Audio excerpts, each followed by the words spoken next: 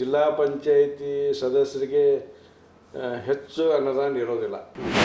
ಹೆಚ್ಚು ನಾವು ನಿರೀಕ್ಷೆ ಮಾಡಿದ್ವಿ, ಅದರ ತಕ್ಕಂತೆ ನಮಗೆ ಅನುದಾನ ಬರಲಿಲ್ಲ. ಜಿಲ್ಲಾ ಪಂಚಾಯತ್ ಸದಸ್ಯರಾಗಿ ಆಯ್ಕೆ ಆದಂಥ ಸಂದರ್ಭದಲ್ಲಿ ಶಾಸಕರು ಮತ್ತು ಸರ್ಕಾರ ಯಾವುದಿರುತ್ತೆ ಅನ್ನೋದು ಭಾಳ ಮುಖ್ಯ. 5 ವರ್ಷದ ಅವಧಿಯಲ್ಲಿ ನಮಗೆ 3 ವರ್ಷ ನಮಗೆ ಬೇರೆ ಪಕ್ಷದ ಸರ್ಕಾರ ಒದಗಿ ಬಂತು, 2 ವರ್ಷ ನಮ್ಮ ಸರ್ಕಾರ ಬಂತು. ಅನುದಾನದ ಕೊರತೆಯಿಂದ ನಮ್ಮ ನಿರೀಕ್ಷೆಗೆ ತಕ್ಕಂತೆ ಅನುದಾನ ಆಗಲಿ ಅಥವಾ ನಾವು ಕೆಲಸ ಮಾಡಲಿಕ್ಕೆ ಸಾಧ್ಯ ಆಗಲಿ. ಅನೇಕ ಶಾಲೆಗಳು ಸೋರ್ತಾ ಇದ್ವು, ಅನೇಕ ಶಾಲೆಗಳಿಗೆ ಕಾಂಪೌಂಡ್ ಇರಲಿಲ್ಲ, ಅನೇಕ ಶಾಲೆಗಳಲ್ಲಿ ಕುಡಿಯೋ ನೀರು ವ್ಯವಸ್ಥೆ. ಓಕೆ, ಎಷ್ಟು ಮತಗಳ ಅಂತರದಿಂದ ಗೆಲುವು ಪಡೆದ್ರಿ? ಅಂದರೆ ಎಷ್ಟು ಅಂತರ ಗೆದ್ದಿದ್ರಲ್ಲ, ಅದಕ್ಕಿಂತ ಮುಖ್ಯವಾಗಿ ನಿಮ್ಮ ಎದುರಾಳಿಯನ್ನ ಕಟ್ಟಿ ಹಾಕೋದಕ್ಕೆ ತಾವು ರೂಪಿಸ್ಕೊಂಡಿರ್ತಕ್ಕಂತಹ ತಂತ್ರಗಾರಿಕೆ ಏನಿತ್ತು? ಇಲ್ಲ, ಇದು ಸಾಮಾನ್ಯ ಕ್ಷೇತ್ರದಿಂದ ತ್ರಿಕೋನ ಸ್ಪರ್ಧೆ ಏರ್ಪಟ್ಟಿತ್ತು. ಕಾರಣ BJPಯಿಂದ ಒಬ್ಬ ಶ್ರೀಮತಿ ಶೋಭಾ ನಿಶಿಗೌಡ ಎಂಬ ಅಭ್ಯರ್ಥಿ ಆಯ್ಕೆ ಕಣದಲ್ಲಿದ್ದರು. ಇನ್ನು ಕಾಂಗ್ರೆಸ್ಸಿಂದ ನಮ್ಮ ಶ್ರೀಮತಿಯವರು ಸಹನಾ ದೊಡ್ಡಮನಿಯವರು ಕಣದಲ್ಲಿದ್ದರು. ಮತ್ತು ಪಕ್ಷೇತರರೊಬ್ಬರು ಕಣದಲ್ಲಿದ್ದರಿಂದ ನಮ್ಮ ಗೆಲುವಿಗೆ ಸಹಕಾರ ಆಯಿತು ಅಂತ ನನ್ನ ವೈಯಕ್ತಿಕ ಅಭಿಪ್ರಾಯ. ಎಷ್ಟು ಮತಗಳ? ಸುಮಾರು 1500 ಮತಗಳ ಅಂತರದಿಂದ ನಾವು ಆಯ್ಕೆ ಆದ್ವಿ. ಸುಮಾರು 15,000 ಮತದಾನ ಆ ಸಮಯದಲ್ಲಿ ಮತದಾನ ಆಗಿತ್ತು. ಸುಮಾರು 15,500 ಮತಗಳಿಂದ ನಾವು ಗೆಲುವನ್ನು ಸಾಧಿಸಿದ್ವಿ. ಈ ಪ್ರಚಾರದ ವೈಖರಿ ಎಲ್ಲ ಹೆಂಗಿರ್ತೀವಿ ಸರ್? ಯಾಕಂದರೆ ಯಾಕೆ ಹೇಳ್ತಿದ್ದೆ ನಮಗೆ 10 ವರ್ಷದ ಹಿಂದೆ ಈಗ ಇರ್ತಕ್ಕಂಥ ಸಾಮಾಜಿಕ ಜಾಲತಾಣ ಆಗಿರ್ಬೋದು, ಟ್ವಿಟ್ಟರು, ಫೇಸ್ಬುಕ್ಕು, ಇನ್ಸ್ಟಾಗ್ರಾಮು ಸಾಕಷ್ಟಿದೆ ಈಗೆಲ್ಲ. ಆಗ ಇಷ್ಟೊಂದೆಲ್ಲ ಸೌಲಭ್ಯಗಳು ಇರಲಿಲ್ಲ. ಆ ಸಂದರ್ಭದಲ್ಲಿ ನಿಮ್ಮ ಪ್ರಚಾರದ ವೈಖರಿಗಳು ತಮ್ಮನ್ನು ತಾವು ಗುರುತಿಸ್ಕೋಬೇಕಂದ್ರೆ ಏನಿತ್ತು ಅಂತ? ಅವಾಗಲೂ ಕೂಡ ಇತ್ತು, ಆದರೆ ಅಷ್ಟೊಂದು ಚಾಲ್ತಿಯಲ್ಲಿರಲಿಲ್ಲ. ನಾವು ಹೆಚ್ಚು ಕ್ಷೇತ್ರದ ಏನು ಒಳಪಡುವಂಥ ಗ್ರಾಮಗಳಿಗೆ ಖುದ್ದಾಗಿ ಭೇಟಿ ನೀಡಿ, ಎಲ್ಲ ಹಳ್ಳಿಗಳಿಗೆ ಭೇಟಿ ನೀಡಿ, ಎಲ್ಲರನ್ನ ಭೇಟಿ ಮಾಡಿ ಮತ ಕೇಳುವಂಥ ಪ್ರಯತ್ನ ಮಾಡಿದ್ವಿ. ಮತ್ತು ಅವಾಗಿನ್ನೂ ನೀವು ಹೇಳ್ದಂಗೆ ಮೀಡಿಯಾ ಅಷ್ಟು ಬಲಿಷ್ಠವಾಗಿರಲಿಲ್ಲ.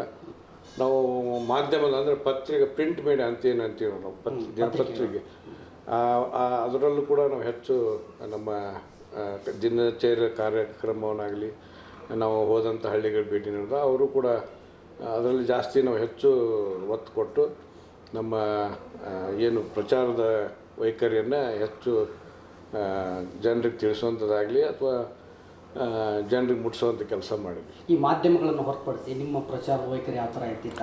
ಪ್ರಚಾರ ಏನಿಲ್ಲ, ನಾವು ಬೆಳಗ್ಗೆ ಸುಮಾರು 6-7 ಗಂಟೆಗೆಲ್ಲ ನಾವು ರೆಡಿಯಾಗಿ ಹಳ್ಳಿಗಳಿಗೆ ಇವತ್ತು ಇಂಥ ಹಳ್ಳಿ, ಈ ಹಳ್ಳಿಗೆ ಹೋಗೋದು, ಈ ಹಳ್ಳಿ ಗ್ರಾಮ ಪಂಚಾಯತ್ ಗ್ರಾಮ ವೈಸ್ ಆಗಲಿ, ತಾಲೂಕ್ ಪಂಚಾಯತ್ ವೈಸ್ ಆಗಲಿ ನಾವು ನಮ್ಮ ಮುಖಂಡರ ಜೊತೆಯಲ್ಲಿ, ನಮ್ಮ ಕಾರ್ಯಕರ್ತರ ಜೊತೆಯಲ್ಲಿ ನಾವು ಪ್ರಚಾರ ಮಾಡಿ ವೈಯಕ್ತಿಕವಾಗಿ ಏನು ಪ್ರತಿ ಹಳ್ಳಿ, ಪ್ರತಿ ಗ್ರಾಮಕ್ಕೆ ಮತ್ತು ಪ್ರತಿ ಮನೆಗೆ ಭೇಟಿ ನೀಡಿ ನಾವು ಮತಯಾಚನೆ ಮಾಡುವಂಥ ಕಾರ್ಯಕ್ರಮ ಅಂದ್ಕೊಂಡು. ಈಗ ನಾವು ಆರಿಸಿ ಬಂದ ನಂತರ ಈ ಥರ ಕೆಲಸಗಳನ್ನು ಮಾಡ್ತೀವಿ, ಈ ಥರ ಮಾಡಿಕೊಡ್ತೀವಿ ಅಥವಾ ನಿಮಗೆ ಬೆಂಬಲವಾಗಿ ನಿಂತ್ಕೋತೀವಿ ಅನ್ನೋ ಒಂದಷ್ಟು ಆಶೋತ್ತರಗಳನ್ನ ಕೊಟ್ಟಿರ್ತೀರಿ.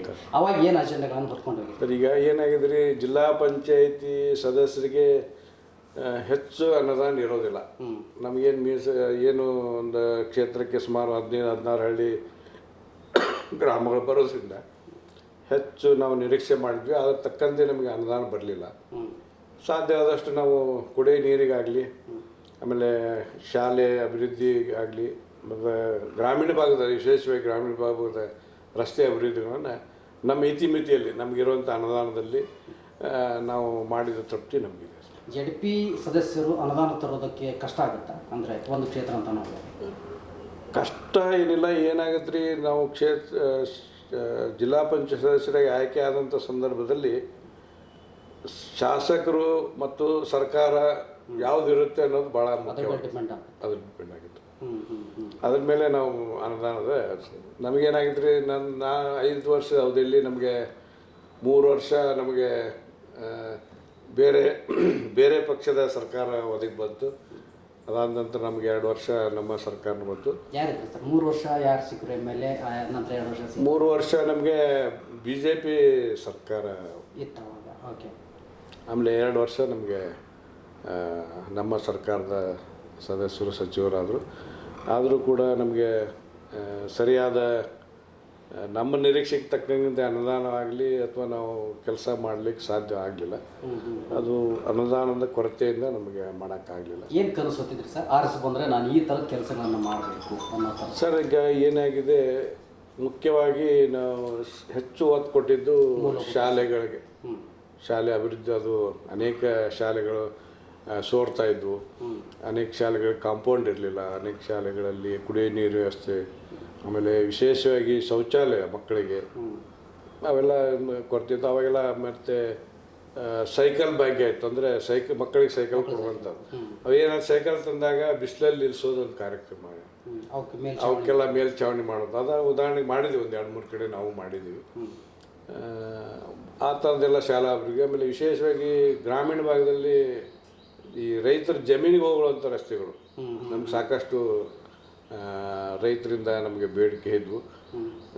ಹಂತವಾಗಿ ನಾವು ಮಾಡಿದ್ವಿ, ಬಟ್ ನಮ್ಮ ಮಿತಿಯಲ್ಲಿ ಏನು ಸಾಧ್ಯ ಅದು ಮಾಡಿದ್ವಿ.